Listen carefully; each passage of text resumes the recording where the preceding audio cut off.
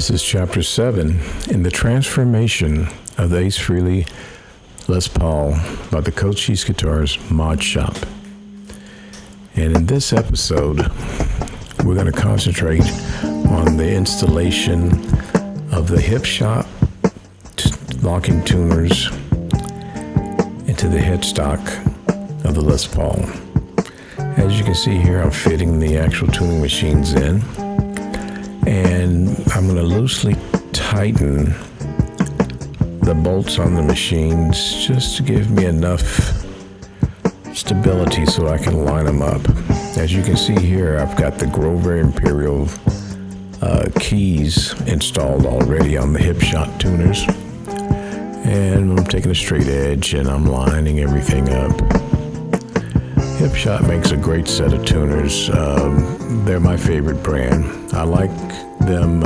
They may not have the best price point, but the stability, the gear ratio is high. It's just a really well-made tuner. Now that I have the tuners lined up, one of the things I hate doing is drilling holes in headstocks. It's like I've done it a million times, but every time I do it, I just say, that drill's gonna go right through to the face, and mess up the whole guitar. But anyway, it never happens, but I'm always thinking that way. So once the holes are drilled, I'm screwing in the mounting screws for the tuners, and this is a process that I'm taking very slowly, so if the hole's not big enough, I'll go back and re-drill it a couple of times till I get exactly the fit that I want. You can rush things or you can do things the right way, and trust me, I've got all the time in the world, and from my experience, it doesn't pay to rush, even though it looks like I'm rushing, but this stuff is just being sped up for your approval. Nobody wants to sit here for 20 minutes and watch me screw stuff in. So it's at a 800 speed video.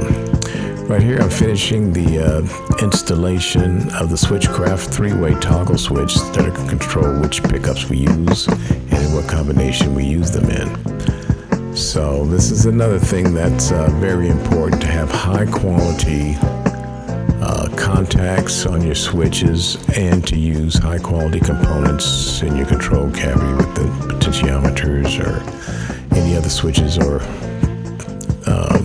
devices that you may use, because these things are going to be flipped on and off, on and off, on and off thousands of times over the life of the guitar, and using cheap parts, it's going to put you behind the 8 ball. Trust me, sooner or later they're going to fail, and then you have an unhappy customer. So it's worth the extra expense, and it actually makes my job a little easier, because some of that knockoff stuff is really poorly made.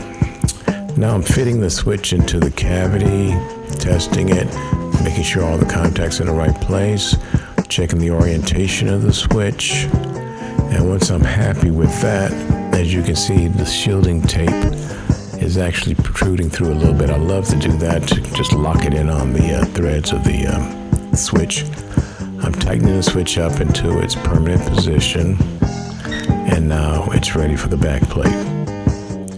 So I hope you join us in episode 8 as we take this Les Paul to another level. See you then.